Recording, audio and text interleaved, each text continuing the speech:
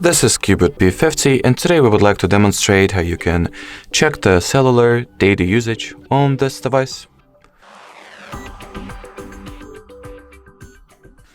First of all, you need to launch the settings. Next, enter the network and internet category.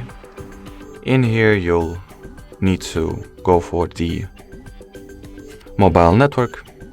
Next, choose what SIM card you would like to check the mobile data usage of, in particular, either the SIM card installed into the first slot or second slot. I'll go with the second slot, for example.